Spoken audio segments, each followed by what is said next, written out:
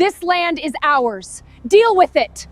Ma'am, I think there's been The only mistake here is you. We moved the line. It's done. my wife's garden. That patch of weeds? I had it ripped out myself. Your wife can cry somewhere else. The HOA president. Her husband was building his dream home on 10 feet of my land. The lavender my wife planted after she beat cancer was in a pile of mud behind the bulldozer. You're nobody, sweetie. You dig holes and smell like it. Pack your little truck and disappear. Just like the others did. I didn't say a word. I'm a geotechnical engineer, 26 years of knowing what's under the ground. I already knew what that stolen dirt was going to cost them. Every code, every inspection, every single one. Have you ever watched a $1 million dream home fall apart code by code because someone stole from the wrong person because you are about to drop a comment and hit like if you love watching karma do its thing? And let me take you back to where this all started. Ellen found the listing on a Tuesday. She was 3 months past her last chemo appointment, still 10 pounds under her normal weight, still wearing the cotton scarves she'd gotten used to when her hair was gone. It had started growing back short, dark, curling at her ears like she was 17 again. She tilted her laptop toward me across the kitchen table and said, I want to see mountains when I wake up. The listing was for Lot 14 Ridgecrest Pines, a half-acre parcel on the western slope of the San Juan Range, 12 miles outside Durango, Colorado. Pine trees, red dirt, a view that made you forget you had a mortgage. I drove out the following weekend and did what I always do before I care about anything else. I tested the soil. 26 years as a geotechnical engineer will do that to you. While most buyers walk a property looking at the view, I walk it looking at the ground. I pulled 6 core samples along the north boundary, ran Atterberg limits, checked moisture content, calculated bearing capacity. The results stopped me mid-page. Lot 14 sat on a granite-bearing stratum, dense, stable, over 8,000 pounds per square foot. The 10 feet along the north edge were the strongest section on the entire ridge. Perfect drainage, perfect foundation ground. I called Ellen from the truck and said 2 words, we're buying. We sold the house in Denver, cashed out 23 years of equity, moved everything we owned into a rented trailer, and drove 5 hours west into the mountains. I designed the house myself, modest 2-bedroom timber frame positioned where the granite was thickest. Poured the foundation on a Saturday in April while Ellen sat in a camp chair with a wool blanket over her knees and a thermos of chamomile, watching the concrete settle into ground I trusted with everything I had. 3 weeks after we moved in, she planted lavender along the front walkway. 40 plants. She knelt in the red clay for 2 hours, pressing each one into the soil like she was making a promise. When I asked why lavender, she looked up at me with dirt on her cheek and said, because it's proof that beautiful things grow back. That was our life on Lot 14. Quiet, earned, hours. Tammy Hargroves showed up on day 2, white Range Rover, custom plate QNBEE. She stepped out carrying a wicker basket in cellophane and a 60-page binder of CC&Rs bristling with pink sticky notes, 14 sections flagged. The basket had a candle and trail mix. The binder had highlighted clauses about approved exterior color palettes, vehicle aesthetic standards, and a visual serenity policy. She looked at my Ford F-250 parked in the driveway, red clay on the fenders, steel tool rack in the bed, a bag of soil sample jars on the passenger seat, and her smile tightened. We do have parking guidelines, she said. You might want to look into that. She was 38, and put together the way expensive things are put together. Everything polished, nothing warm. Platinum blonde hair that fell in salon-perfect waves. Skin that glowed the shade of money. Nails that had never touched actual dirt. She smiled like someone who'd rehearsed it until the edges came out sharp. Her husband came the following week, Craig Hargrove. Pink Ralph Lauren polo tucked into pressed chinos, leather loafers without socks, hair gelled like he was casting himself in a commercial no one had asked for. He unrolled blueprints on his truck hood and told me Lot 13, the parcel directly north of ours, was his. Said he was building something special, a 6,500 square foot mountain lodge with a wine cellar, a yoga studio, and an outdoor living pavilion. He asked what I did for a living. I work with dirt, I said. He laughed once, didn't ask anything else. That evening, I walked the boundary between Lot 13 and Lot 14. Found the survey stakes, iron rods, and concrete monuments set years ago. Noted their positions. Took photographs with my phone. GPS coordinates logged. Professional habit. 26 years of checking ground before trusting it. I didn't know those photos would matter, but they would. 6 weeks later, the diesel came back. I was on the east side of the house pulling conduit through a trench when I heard it. The low, grinding rumble of a tracked machine biting into earth. Not my equipment, something heavier. I walked around the north corner and stopped. A D6 Caterpillar sat 15 feet inside what I knew to be my property line, its blade buried in the slope. Red clay piled up in mounds along the cut like fresh wounds in the hillside. A flatbed idled on the road with its hazards blinking, and a stocky man in a hard hat. Rick Blanchard, I'd later learn, was waving the operator forward. I pulled the tape measure off my belt and walked to the granite monument I'd photographed the day we moved in. Stretched the tape from the monument to the nearest bulldozer track. 10 feet, 4 inches. They were 10 feet and 4 inches onto my property. I looked at Ellen's lavender. Half the garden was already gone. 20 plants ripped from the ground roots. Dangling stems snapped purple flowers pressed into muddy tire tracks. The smell hit me before the anger did. Diesel exhaust layered over crushed lavender, sweet and chemical at the same time, like perfume burning. Ellen came out onto the porch. She was holding her chamomile tea in both hands. I watched her eyes move from me to the bulldozer to the garden. She set the mug on the railing, very carefully, like it might shatter, and didn't say a word. Tears ran down her cheeks. She didn't wipe them. This was the woman who sat through 8 rounds of chemotherapy without crying once. She made jokes with the nurses. She sang to herself during the infusions. And a bulldozer in her lavender garden was the thing that broke her. I was walking toward the operator when the white Range Rover pulled up. Tammy stepped out like she was arriving at a charity brunch, black Lululemon head to toe, golden goose sneakers that cost $400 and had never touched real mud, Prada sunglasses pushed into hair that could not possibly look that good at 7 in the morning. She looked at me, looked at the tape measure in my hand, and crossed her arms. I don't know what you think you're looking at, but those stakes are the legal boundary. Our surveyor placed them. If you have a problem, call your lawyer. Otherwise, stay off our construction site. Those stakes are 10 feet onto my property, Tammy. She tilted her head like I'd said something precious.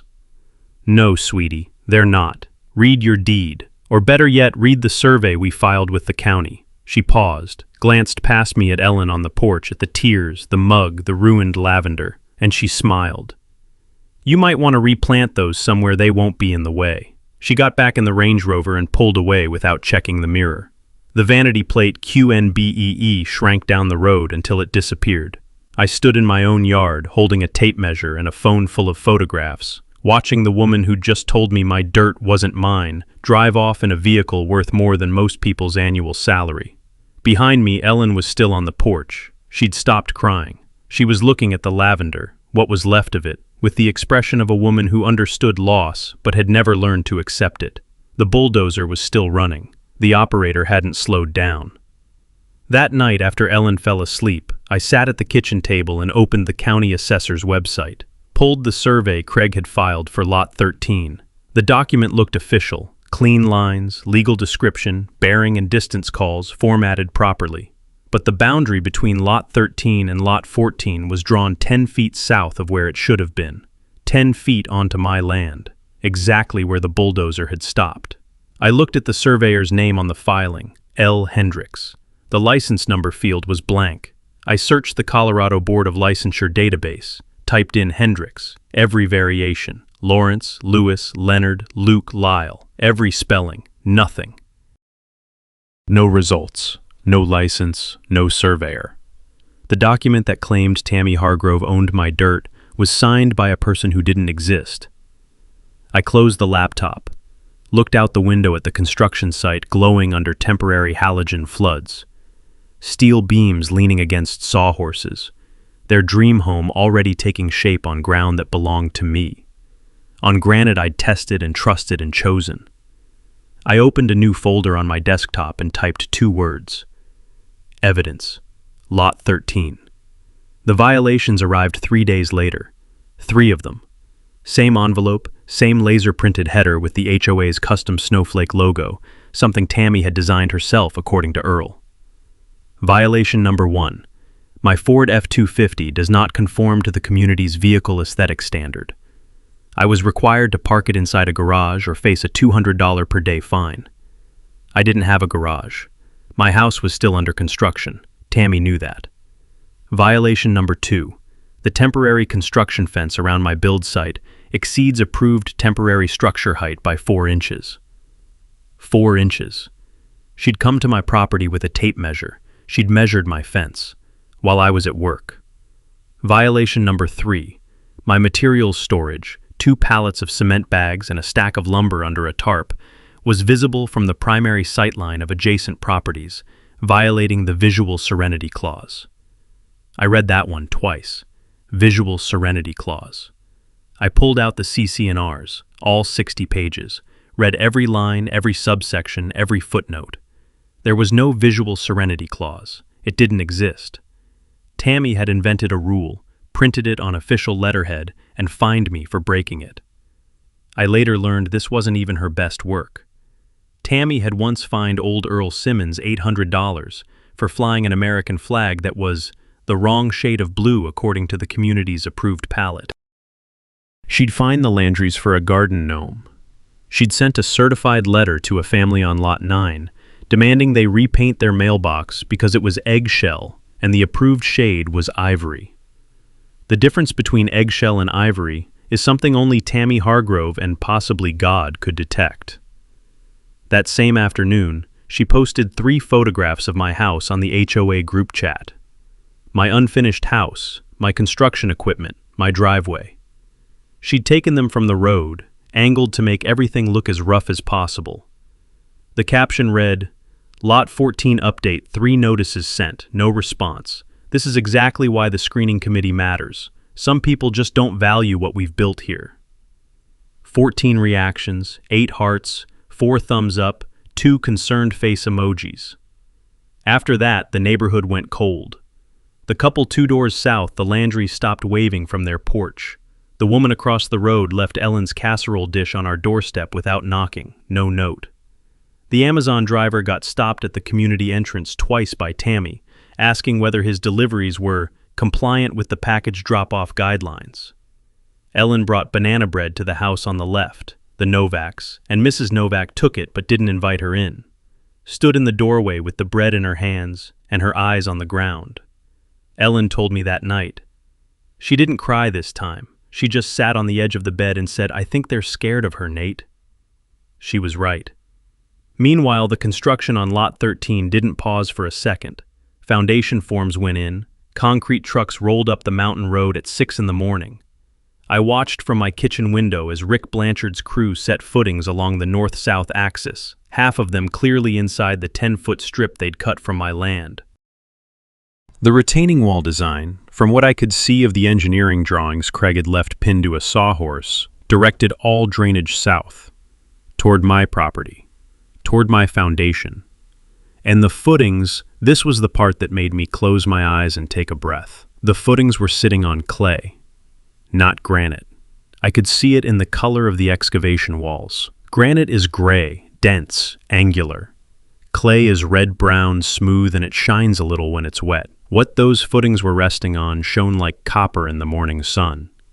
Expansive clay, the kind that swells when it rains and shrinks when it dries. The kind that cracks foundations the way ice cracks rock, slowly, inevitably, from underneath. I knew what would happen to that house. I knew it the way a cardiologist knows what a blocked artery looks like on a scan. I didn't need to guess. I could see the diagnosis from my kitchen window. But I didn't say a word. Instead, I drove to a geotechnical supply house in Durango and bought 6 Shelby tube samplers, a hand auger, and a set of moisture-proof sample jars. That weekend, while Craig and Tammy were at a wine tasting in Telluride, Tammy had posted the invitation on the HOA chat like a press release. I walked the boundary line on my side and pulled soil cores. 6 samples, 3 feet deep each, logged, sealed, labeled, packed in foam. I shipped them to a certified lab in Denver. Then I sat on my porch with Ellen, drank coffee, and waited. She asked what I was doing. My job, I said, Tammy came to the house on a Saturday morning. Ellen was alone. I was 40 minutes away at a lumberyard in Durango when Ellen called. Her voice was steady, the kind of steady that comes from practice, from learning how to sound calm when you're not. She said Tammy had walked onto our property without knocking, stood in the front yard next to the surviving lavender, and waited until Ellen came outside. "I'm going to be honest with you, Ellen." That's how she started. No greeting, no small talk. She was wearing a white linen midi dress and Valentino sandals at 8 o'clock in the morning on a dirt road in the mountains. Her hair was curled, her nails were fresh. She looked like she'd prepared for this conversation the way other people prepare for a job interview. "Your husband is making this very difficult for everyone. The construction next door is permitted, it's legal, and his complaints are costing the HOA time and money that could be spent improving things for everyone." Ellen said she told her, "He hasn't filed any complaints." Tammy didn't blink. "Not yet, but I know the type." She stepped closer, dropped her voice. "Let me give you some advice, woman to woman. The families before you didn't listen either. They packed up and left. Smart people know when they don't belong." Then she looked at the lavender. The 20 plants Ellen had replanted in the part of the garden the bulldozer hadn't reached. The ones she'd nursed back from rootstock watering every morning before the sun hit the ridge. "And sweetie, lavender isn't on the approved plant palette. You have 30 days. An approved plant palette, for wildflowers, on a mountain in Colorado where lavender grows out of the ditches." Ellen told me all of this that evening, sitting at the kitchen table. She didn't cry. Her hands shook when she poured the tea, but she didn't cry. The woman who'd beaten cancer, who'd replanted a garden on top of a bulldozed wound, who sang during her infusions, that woman sat across from me and said, "She told me I don't belong here." I didn't sleep that night, sat on the porch, looked at the Hargrove construction site, listened to the coyotes and the wind and the nothing. The next morning, Earl Simmons found me at the mailbox. He was waiting. 74 years old, wearing a faded John Deere cap and a flannel shirt that had been washed so many times the plaid was just a suggestion. He held his coffee mug with both hands and spoke like a man who'd been rehearsing what to say. "I've been living here 20 years, son. Seen Craig do this 3 times. Lot 7 the Petersons, Lot 22 the Webbers, Lot 31 the Olsons. Same play every time. Buy a small lot, move the stakes, take 10 or 12 feet from the neighbor, build big, sell high. Every family fought, every family lost, every family moved." I asked how they lost. "Craig's got a friend on the planning commission, Wayne Prescott. Permits go through overnight, complaints disappear, surveys don't get double-checked. He's been running this game since before Tammy started wearing Louboutins to grocery stores." He took a sip of his coffee and looked at me over the rim. "But those families weren't engineers, Nate. They didn't know anything about dirt." That afternoon, the lab results arrived. I opened the envelope at the kitchen table while Ellen watched. 6 soil samples from the disputed boundary strip. The numbers told a story cleaner than anything I could have written. Samples from Lot 13, Craig's actual lot, expansive clay. Plasticity index 38, liquid limit 52. The kind of soil that swells 15% when it absorbs moisture and shrinks back when it dries, cracking everything built on top of it. The kind of soil you never put a foundation on without serious engineering. Engineering that hadn't been done because no soil report was attached to Craig's permit, because Wayne Prescott hadn't required one. Samples from the disputed 10 feet My Land granite. Bearing capacity 8,200 psf. Stable, dense, load-bearing. The only reason that foundation hadn't already started cracking was the 10 feet of my granite sitting under their footings. I explained it to Ellen in plain English. Their foundation is designed for rock, but most of it is sitting on clay. The only rock under their house is the 10 feet they stole from us. Take that away and the whole thing cracks, from the foundation up. Ellen looked at the numbers, then at me. "What happens when someone figures that out?" "Someone already has," I said. "I hired Pete Dawson on a Tuesday, licensed surveyor, 31 years in La Plata County. No ties to Craig, no ties to the Planning Commission, no ties to anyone who owed anyone a favor. He showed up with a total station, a GPS receiver, and the calm patience of a man who measures things for a living and doesn't guess.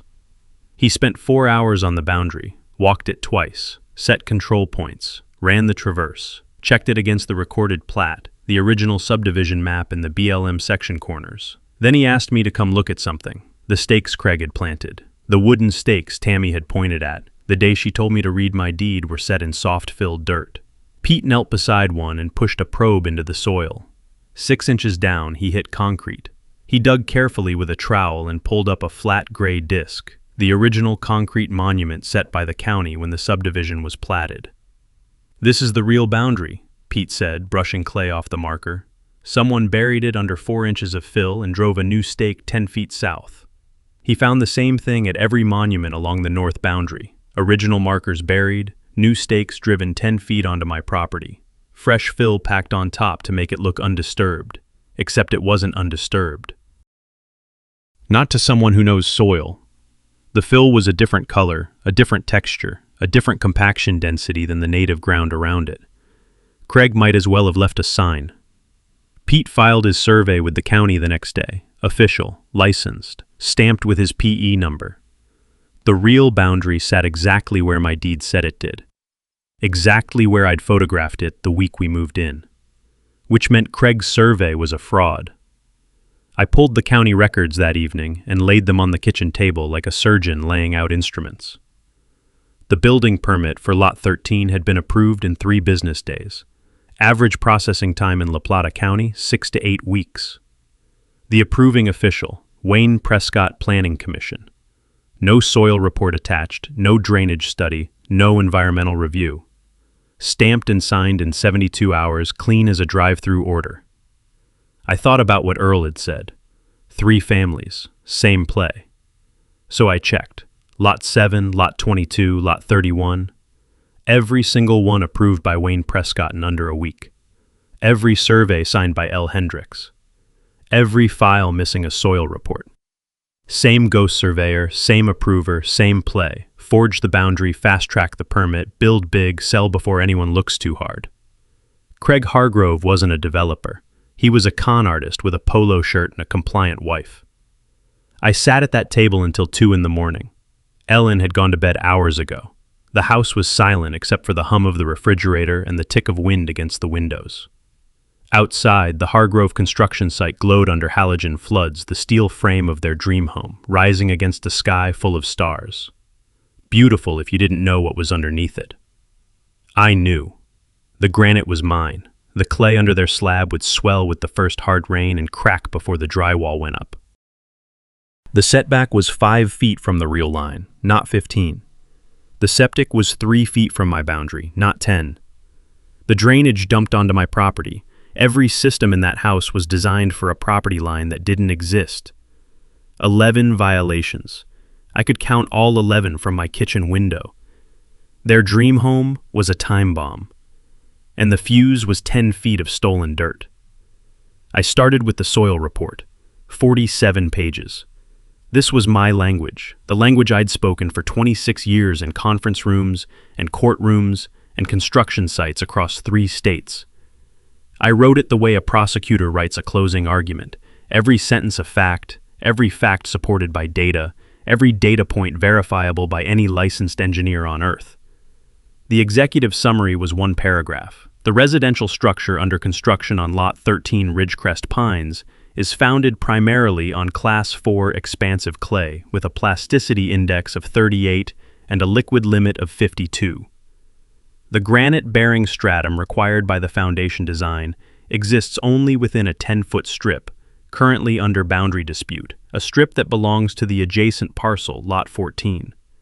Without this bearing stratum, the structure will experience differential settlement exceeding 2 inches within 18 to 24 months. Structural failure is not a possibility, it is a certainty. In plain English, without my dirt, their house would crack itself apart. I met Catherine Wells on a Wednesday afternoon at her office in Durango, property law. 22 years of practice, bookshelves full of Colorado revised statutes and framed photographs of fishing trips. She read the soil report, Pete's survey, the county records, and the 3 deed comparisons, Then she sat back, took off her glasses, and said nothing for 30 seconds. "Nate, this isn't a property dispute. This is fraud. Multiple counts. And based on the pattern with lots 722 and 31, it may be criminal." She laid out the strategy. We weren't going to file a civil suit. We weren't going to play Craig's game in his county in front of his friends with his pet commissioner running interference. Instead, we were going to bypass the county entirely, file the complaint directly with the Colorado Division of Housing and the State Building Authority, request a state-level inspection. When a state inspector shows up, there's no Wayne Prescott to block it, no phone call that makes it disappear. State doesn't care who plays golf with whom. I spent the next 2 weeks building the package at the kitchen table, working from 5 in the morning until Ellen turned the porch light on and told me to eat. Coffee cups stacked, printer running until it overheated. The smell of laser toner became the smell of progress. It was the most thorough work I'd ever done, and I'd testified in federal court twice. Item 1. Pete Dawson's license survey with GPS coordinates of every original monument and every moved stake. Item 2. My 47-page soil report with full lab certifications. Item 3. A side-by-side overlay of Craig's fraudulent survey and Pete's verified survey with the 10-foot discrepancy highlighted in red. Item 4. Photographs of the original concrete monuments buried under fill dirt. Item 5. Colorado Board of Licensure search results showing no record of L. Hendricks the surveyor who signed Craig's filings. Item 6. County records showing Wayne Prescott approved all 4 of Craig's permits in under a week each, without a soil report, drainage study, or environmental review. Item 7. Sworn affidavits from the Petersons, the Webbers, and the Olsons. 3 families, 3 stolen boundaries, 3 forced sales, same surveyor, same approver, same developer. I'd called each of them. They all said the same thing. We thought no one would believe us. Item 8. My 11 documented code violations, each with specific code reference, measured deviation, and photographic evidence. I printed the final package on a Thursday night. 47 pages of soil analysis, 12 pages of survey comparison, 6 affidavit forms, 11 violation reports with photographs, 32 pages of county records. Catherine held the stack in both hands, felt its weight, and said 4 words. They're not surviving this. I called the Petersons back that evening, told them about the affidavits, the complaint, the state inspection. Linda Peterson was quiet for a long time. Then she said, "We lost $140,000 on that house. We moved to New Mexico because I couldn't look at those mountains anymore without feeling sick." She paused. "Thank you for calling, Nate. Nobody ever called." On a cold morning in late September, Ellen drove with me to the Durango post office to mail the complaint. Federal Express, signature required, 18 pounds of documents in a box the size of a briefcase. She carried it to the counter herself. On the drive home she was quiet, then halfway up the mountain. She told me smart people leave. She said I don't belong here. She looked at me. "I belong here, Nate, and so does that lavender." Craig came to my door 4 days later. Someone at the county office had talked. He didn't bring the smile this time. No blueprints, no polo shirt.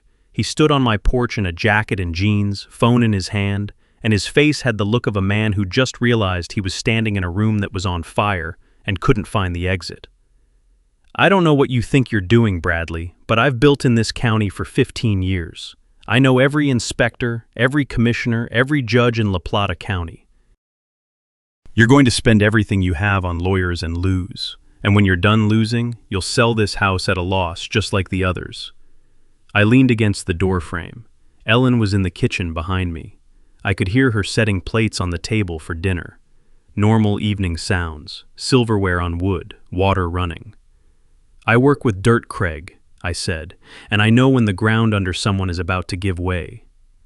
He stared at me for 5 seconds, then turned and walked back to his truck without another word. His loafers left prints in the red clay deep unsteady, like a man who'd forgotten how to walk on uneven ground. The legal assault came next. Craig's attorney filed a civil suit within 72 hours, tortious interference with permitted construction, defamation, trespass, $500,000 in claimed damages. The complaint was 31 pages of aggressive language designed to do one thing: scare me into draining my savings on defense. Catherine Wells read it at her desk, took a sip of coffee, and set it down like a menu she'd already decided not to order from. "This is a slap suit," she said. "Strategic lawsuit against public participation. Colorado has anti-slap statutes. They filed this to bury you in legal fees, not to win. We counterfile, the judge tosses theirs, and Craig pays our attorney's fees." She tapped the complaint with one finger. "He just bought us a free lawyer." But Craig wasn't done, and neither was Tammy. The following Tuesday, Tammy called an emergency HOA meeting. She stood behind the podium in a Bottega Veneta blazer, the color of winter cream, her hair blown out straighter than a drafting line, and announced a special assessment, $15,000, per household, to fund the legal defense of the community's construction standards and protect our collective property values. Let me translate. That she wanted 99 families to each write a $15,000 check so she and Craig could keep building a mansion on stolen dirt. She read the proposal in the voice she used for everything. Smooth, measured, the cadence of a woman who believed her own press releases. "This is about protecting our shared investment, our property values, our way of life.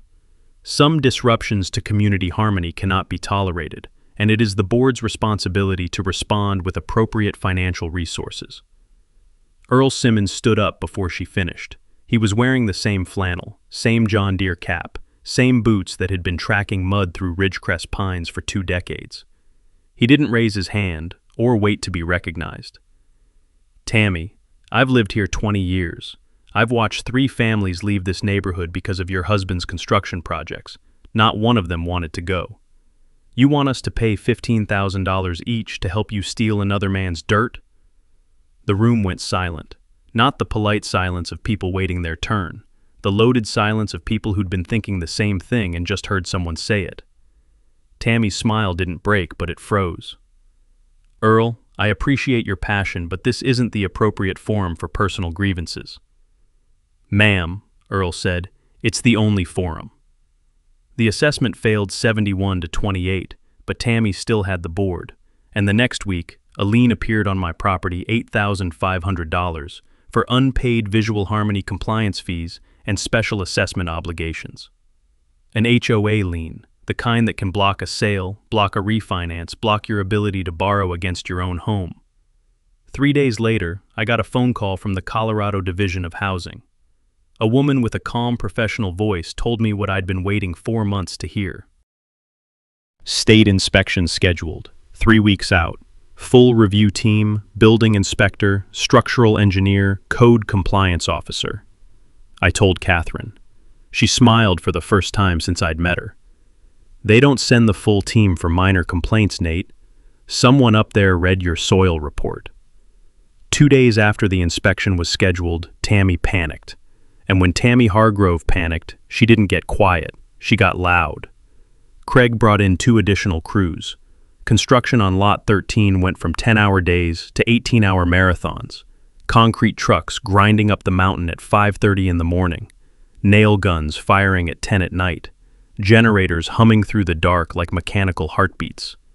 One night, a Tuesday 2 in the morning, I heard the deep percussion of a pneumatic drill punching into rock. Ellen sat up in bed and pressed her hands over her ears. I held her until the noise stopped at 4. The neighbors filed noise complaints, 7 of them. Tammy produced an extended construction permit signed by Wayne Prescott, because of course she did, authorizing round-the-clock work for time-sensitive structural completion. Time-sensitive, as if the only clock ticking was the one they could hear. Craig put up an 8-foot temporary barrier around the entire construction site. Plywood panels covered in green tarp screwed into steel posts, blocking the view from every angle. From the road, from my property, from anywhere a pair of eyes might see what was happening behind those walls. I knew what it meant. They were covering something up. When you build a wall around a construction site that fast, it's not for privacy, it's for evidence. I found out what they were hiding on a Thursday morning. I was on my roof running a ridge vent when I looked down over the tarp barrier and saw it. Rick Blanchard's crew was pouring a fresh layer of concrete directly on top of the existing foundation slab. The original pour, the one sitting on clay, had already cracked. I could see the fractures from 30 feet above, dark lines running through the gray like veins. And they were covering them with a new pour. 3 inches of wet concrete on top of broken concrete. I shook my head. That's like painting over black mold. The crack is still there. The settlement is still happening. The clay underneath doesn't care how many layers of concrete you stack on top. It swells when it rains, it shrinks when it dries, and it takes everything above it along for the ride. Behind the scenes, Craig was making calls. Wayne Prescott tried to pull the state inspection request, claimed it was a clerical error, and that the county would handle its own review. But the complaint had been filed directly with the state. Wayne didn't have jurisdiction. For the first time in 15 years of quietly greasing permits and burying complaints, Wayne Prescott hit a wall he couldn't schmooze his way through. He called Craig. I know this because Earl told me Earl had a cousin who worked at the county clerk's office, and in small towns, walls have ears. Wayne's exact words, according to the cousin, "I can't stop this one, Craig. It came from above." Tammy came to my door one last time, 11 days before the inspection. She looked different. Jeans, a gray hoodie, hair in a ponytail, no sunglasses, no Birkin, no armor. She almost looked like a person. Almost. "Nate, I'm going to be reasonable." Her voice was controlled but thin like a wire stretched too tight. "Craig will move the stakes back. We'll adjust the property line. You get your 10 feet. We pour a new section of foundation. Everyone walks away happy. No inspectors, no lawyers, no drama." "And the 3 families your husband did this to before?" She didn't answer. "The state inspector is coming in 11 days, Tammy. There's nothing to negotiate." She stood on my porch for 3 seconds. Then, "You're going to regret this. People like you always do." She turned and walked to the Range Rover. Her heels caught in the red clay twice before she reached the door. She didn't look back. It was the last time Tammy Hargroves set foot on my property. That night, Ellen and I sat on the porch under a sky so full of stars it looked like someone had spilled salt across black velvet. The halogen floods from the Hargroves site cut through the pines, throwing long shadows across our yard. The construction noise had stopped for once. Just wind, just coyotes, just us. "Are you scared?" Ellen asked. "No." "Liar." I laughed. "First time in months." "Maybe a little." She took my hand. "That woman told me I don't belong here. She said smart people leave." She squeezed my fingers. "But I didn't leave the hospital when my numbers went bad, and I'm not leaving this mountain." The annual HOA meeting was held on the first Saturday of October. Community center, folding chairs, bad coffee, and a thermos someone had brought from home. 99 homeowners packed into a room that smelled like carpet cleaner and anxiety. Tammy stood behind the podium in a white Stella McCartney dress, her platinum hair curled in waves that must have taken an hour, her Birkin resting on the chair beside her like a loyal pet. She had a PowerPoint loaded 15 slides, a 3D render of the finished dream home, landscaping mock-ups, a timeline titled Hargrove Residence, Our Community's Crown Jewel. She was 3 slides in, mid-sentence about how the Hargrove home would elevate the architectural identity of Ridgecrest Pines for decades to come, when the back door opened. Glenn Nichols walked in first, county building inspector, gray hair, clipboard, no expression. Behind him, a woman in a navy blazer I didn't recognize, state building inspector badge clipped to her lapel. Behind her, a sheriff's deputy with his hands on his belt. The room went quiet, the way a room goes quiet when a doctor walks into a waiting room, with a certain look on his face. Not curiosity, recognition. Something was about to change, and everyone knew it. Tammy stopped talking. The PowerPoint glowed behind her, the dream home frozen on screen, sunlight hitting its virtual windows, a house that would never look like that. Glenn walked to the front of the room and set a document on the podium next to Tammy's notes. Mrs. Hargrove, this is an official stop work order for the property at Lot 13, Ridgecrest Pines. Effective immediately. All construction activity is to cease until the violations listed in this order have been resolved. There must be some mistake. There is no mistake, ma'am. I stood up.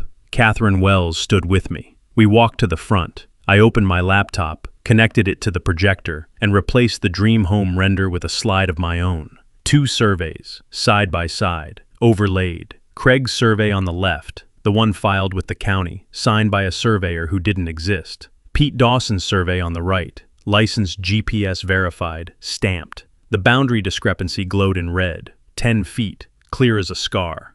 This is the survey on file with the county, I said, and this is the actual property boundary, verified 3 weeks ago by a licensed surveyor. The stakes were moved. The boundary was forged. 10 feet of my property was taken to make this construction possible. I looked at Tammy. She was gripping the edge of the podium. Her knuckles were white. The Stella McCartney dress suddenly looked less like elegance and more like a costume. Now let me show you what that 10 feet cost them. I advanced the slide. 11 lines, 1 code violation per line. Glenn Nichols read each one aloud and confirmed the result. Setback from property line, required 15 feet, actual 5. Glenn looked up. Fail. Foundation soil bearing, required 4,000 PSF minimum, actual 1,200 on expansive clay.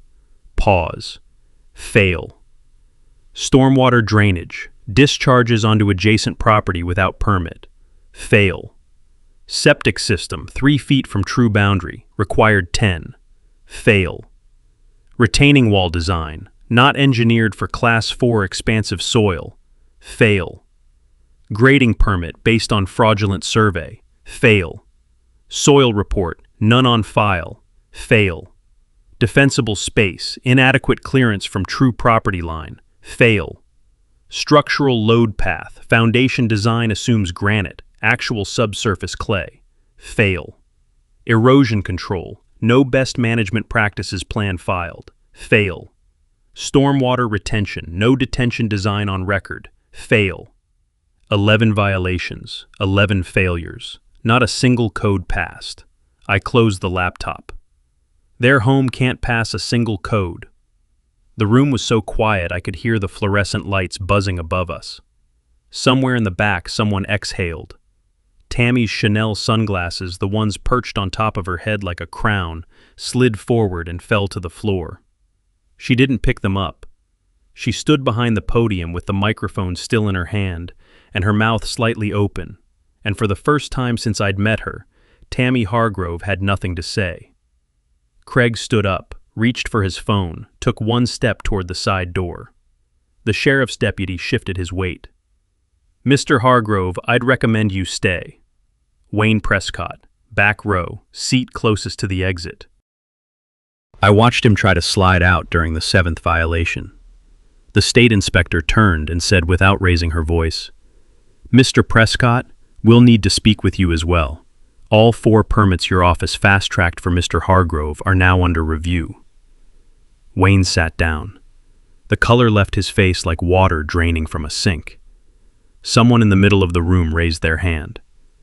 "I move to remove Tammy Hargrove as HOA president, effective immediately." The vote was 97 to 2. The 2 were Tammy and Craig. Tammy stepped down from the podium. Her Louboutin heels clicked on the linoleum, slow, unsteady, like a metronome winding down. She didn't look at anyone. She didn't pick up the Birkin. Craig grabbed it on his way out. The door closed behind them and the room exhaled. The state investigation moved fast after that. Craig Hargrove was charged with 3 counts of survey fraud, 1 for each of the previous properties where the same game had been played. Lots 7, 22, and 31.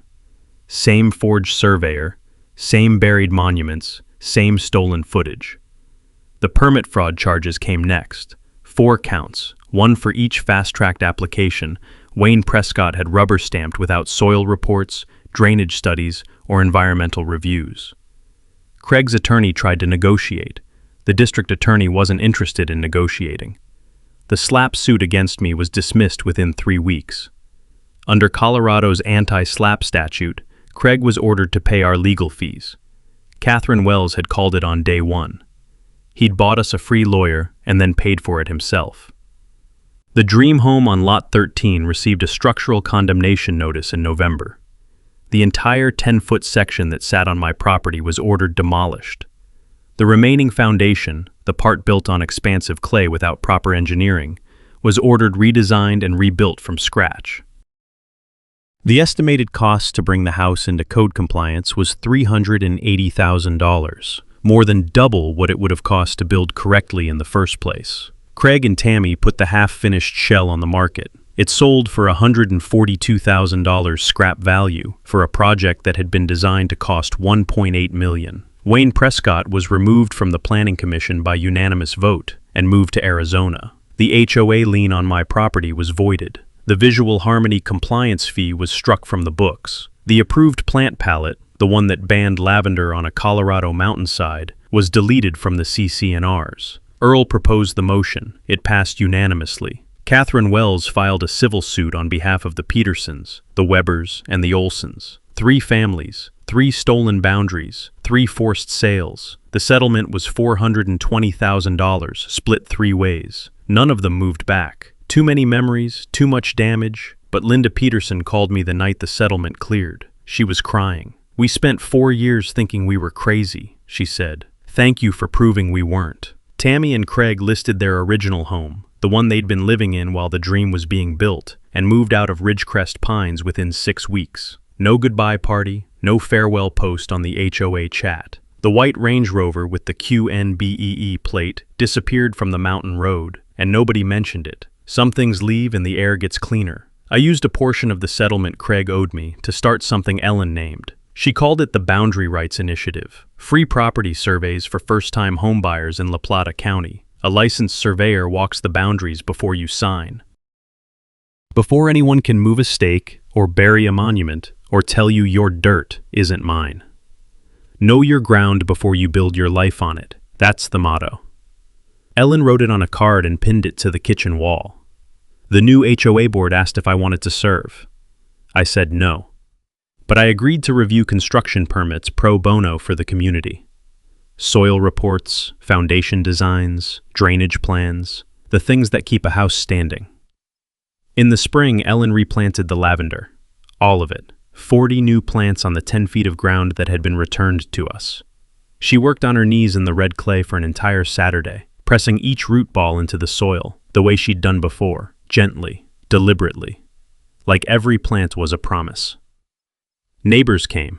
The Landrys brought shovels, Mrs. Novak brought lemonade. Earl Simmons, 74 years old and moving slower than he used to, planted the first one. He pushed it into the ground with both hands, patted the dirt and said, "That's where that belongs." That evening we sat on the porch. Ellen leaned against my shoulder. The San Juan Mountains held the last of the sunlight, gold on snow purple in the shadows, the kind of light that makes you forget anything was ever wrong. The wind carried the first faint scent of lavender up from the garden, new, barely there, but there. "It grew back," Ellen said.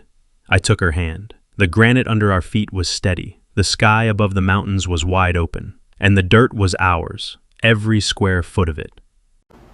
So let's talk about what happened to the Hargroves. Craig's contractor license was suspended. His company filed for bankruptcy within a year. That $4 million house on Lot 13, built on stolen dirt and cracked concrete, was declared structurally deficient and demolished down to the slab. They never rebuilt it. Tammy redesigned from the HOA board the week after the inspection report went public. The family sold what was left of the property at a loss and moved out of state. Wayne Prescott, the commissioner who approved every one of Craig's permits, lost his seat in the next election. Here's the lesson. Your property line isn't just a line on a map. It's a legal boundary backed by monuments, surveys, and the full weight of state law. If someone moves it, even 1 foot, you have the rights and the tools to fight back. Get your own survey. Document everything. File with the state, not the county, and never let anyone tell you that the quiet path is a smart one. If this story hit home, subscribe. Got a new one coming next week, and this time the HOA president brought a bulldozer to a boundary she didn't own. You don't want to miss it.